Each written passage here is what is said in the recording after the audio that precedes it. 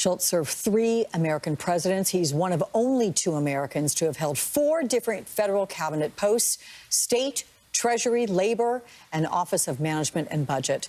Under President Ronald Reagan, Shultz was a key player in using diplomacy to bring the end to the Cold War.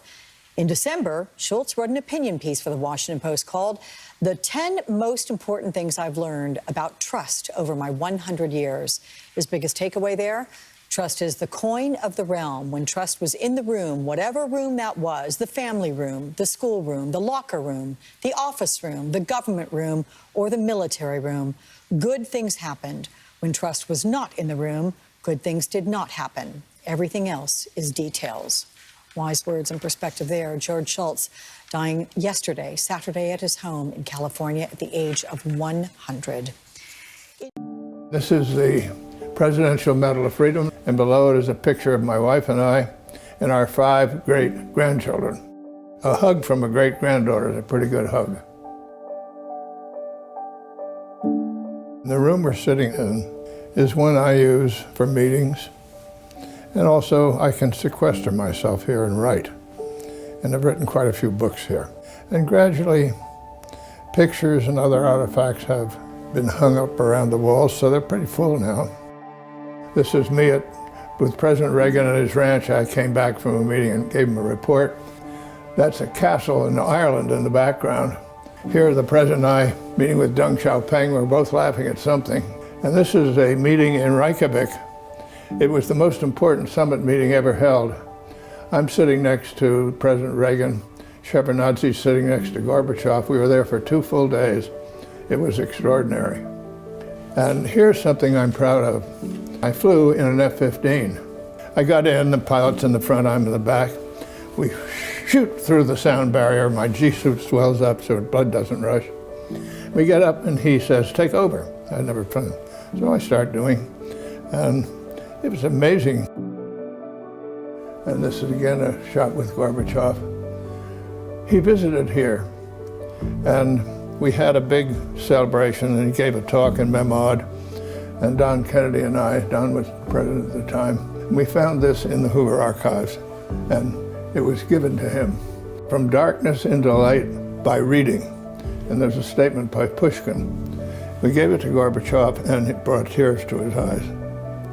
And there are various meetings. This is one with the Pope and with Margaret Thatcher. This is me meeting with Tito in Yugoslavia. This is my daredevil wife on Golden Gate Bridge. After one of our meetings in Moscow, we went to Leningrad, now St. Petersburg.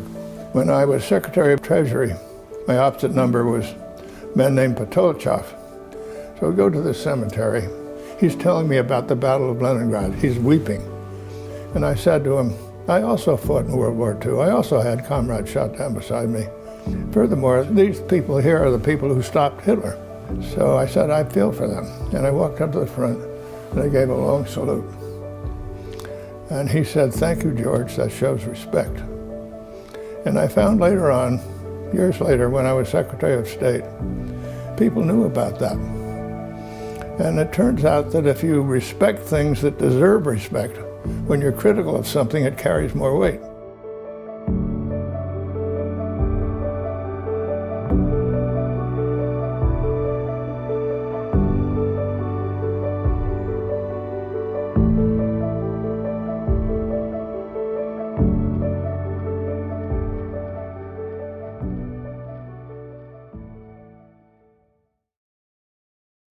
Hello, I'm Peter Robinson, the Murdoch Distinguished Policy Fellow at the Hoover Institution.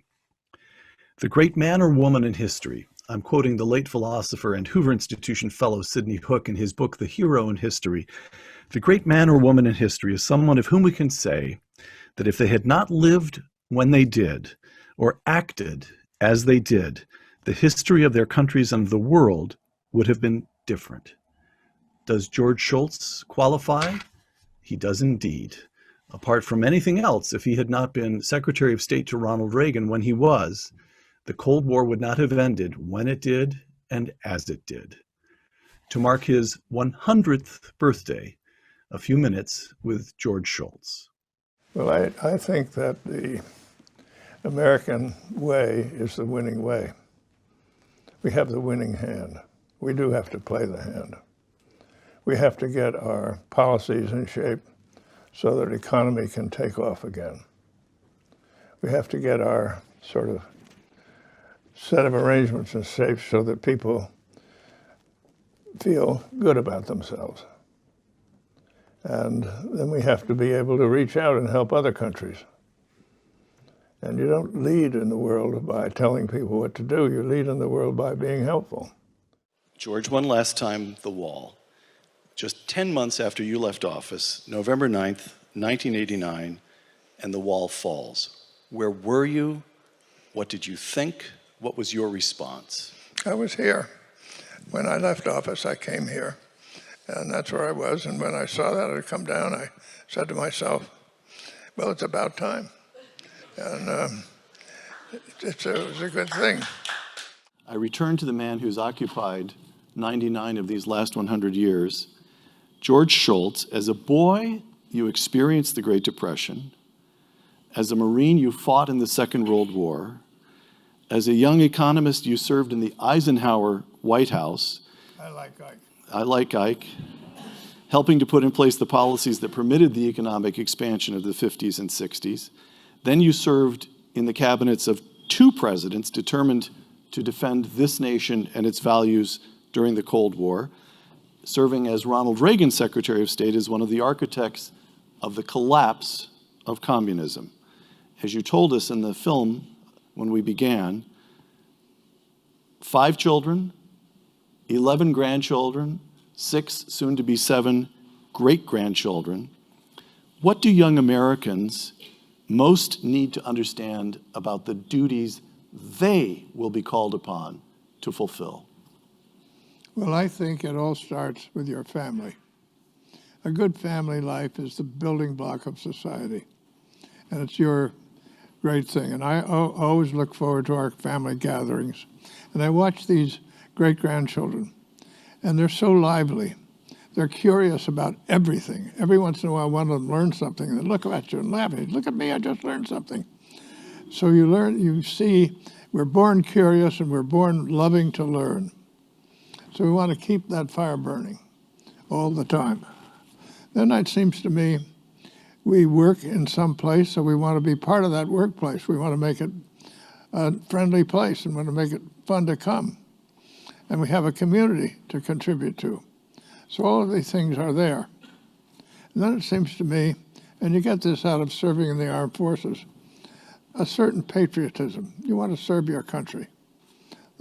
And you're a Marine and serving overseas and other services, it's the same thing happens to you. And you learn a lot of things. You learn that you succeed as a team. As an individual, you're nothing. You're a team, and you work with teams. And the team has a leader.